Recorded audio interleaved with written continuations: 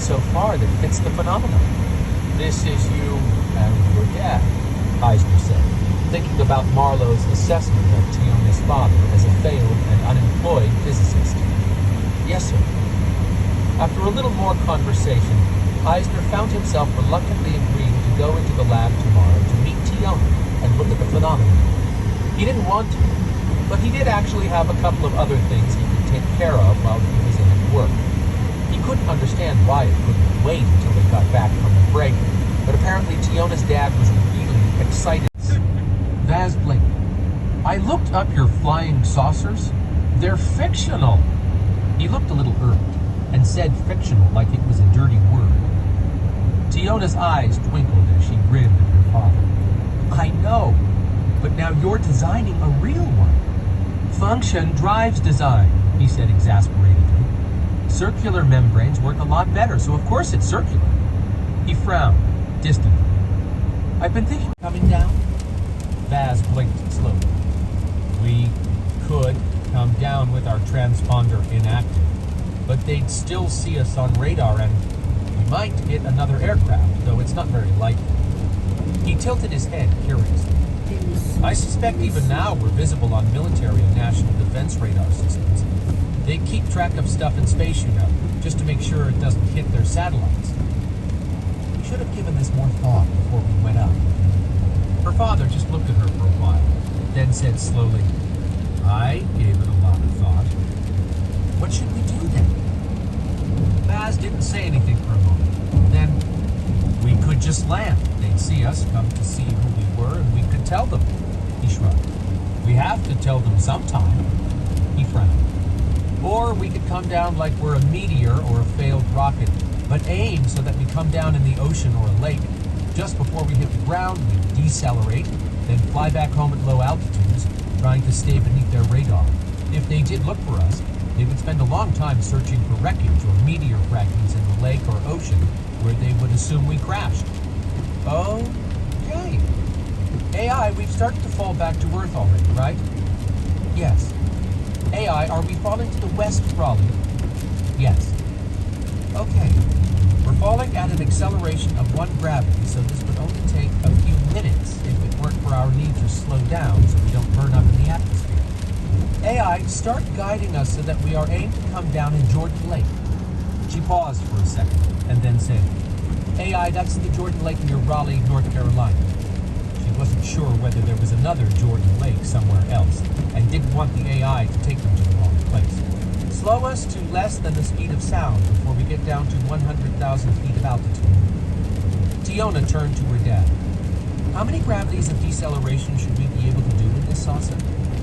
4. In addition to the 1 gravity from Earth's field, if we stay within our safety margins.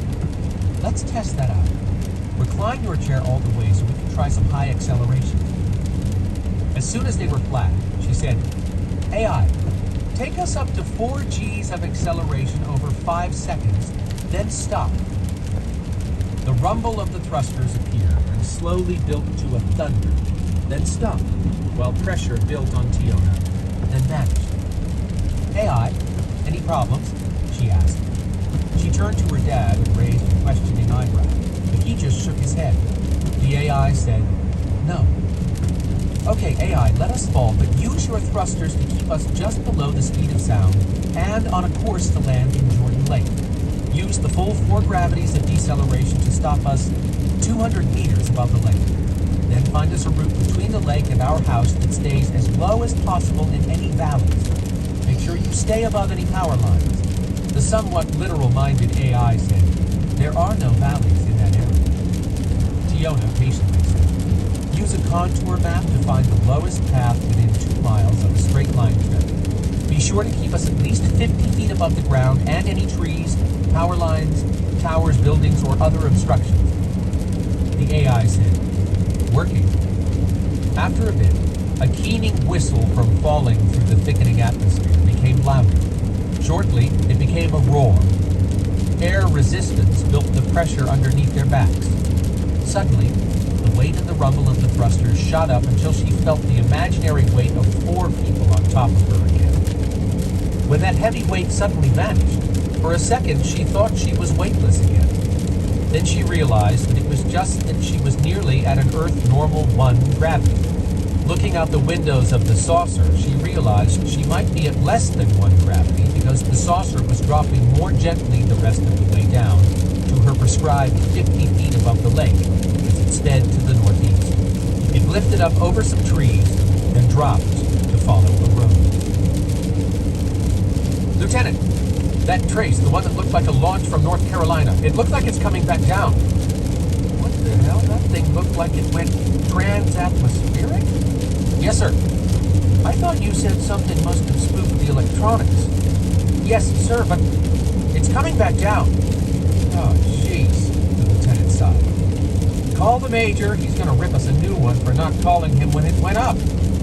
Studying the plot, Major Riker said disgustedly, "And where did it launch from?"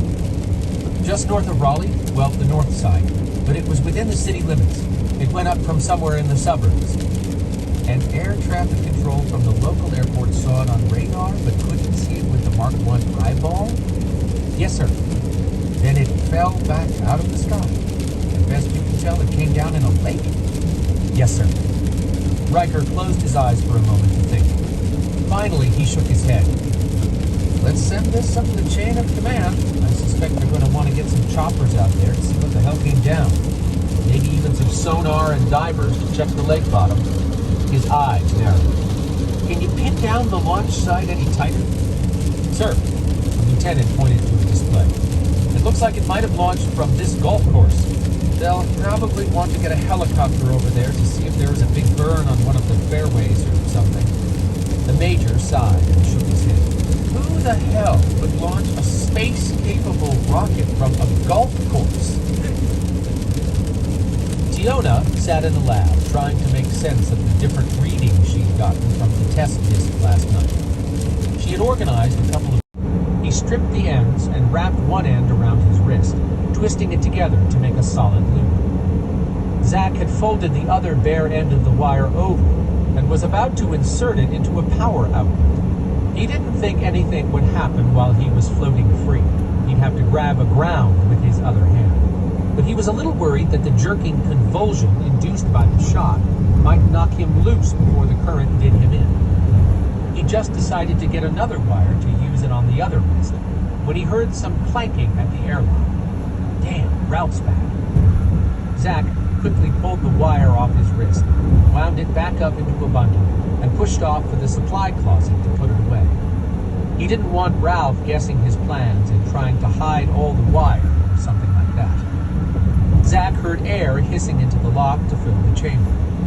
A moment later, the inner door of the airlock opened and a spacesuited figure pulled itself inside.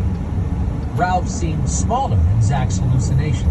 Zach felt confused as Ralph didn't pop off his helmet like he usually did as soon as he came in the lock. Then Zach saw Sophie's smiling face in the visor. "I've really gone off the deep end," he thought. As Zach watched and listened bemusedly, his hallucination of Sophie tried to talk to him through her helmet. For some reason, he could hear the pumps cycling the airlock again. He wondered how that fit into his imagination as he continued smiling at his imaginary Sophie. She was saying, "I can't take off my helmet. I'd get the bends. I'm at 10 psi rather than the 5 psi and 100% oxygen you guys are running." She laughed. "You should see me trying to move around in the vacuum out there.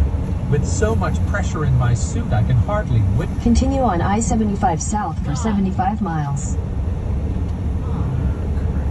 Suit, I can hardly wiggle. If Ralph hadn't come along to help, I probably couldn't have gotten into the airlock. To Zach's astonishment, the airlock door opened again. Ralph came in and immediately popped his helmet like he always did. He smiled broadly and said, "Put on your spacesuit, asshole. Sophie's come to take us home." Zach's eyes tracked back and forth from one to the other. Sophie's spacesuit looked brand new compared to Ralph's. The details in his hallucination were surprisingly sophisticated. Somehow he'd always thought hallucinations had blurry edges. Still in his suit, Ralph pushed over to Zach, grabbed him, and gave him a little shake. "What's going on with you, man? Did you get into the drugs again?" Zach found himself shaking his head. Nope, I seem to be having this hallucination without any pearls. Ralph turned to Sophie. He barked a little laugh. Honestly, I can see why he might think he's hallucinating. That was the first thing that went through my mind. He turned back to Zach. Hey, in the midst of your hallucination, humor me. Let's put on your spacesuit and go outside. Bemused, Zach got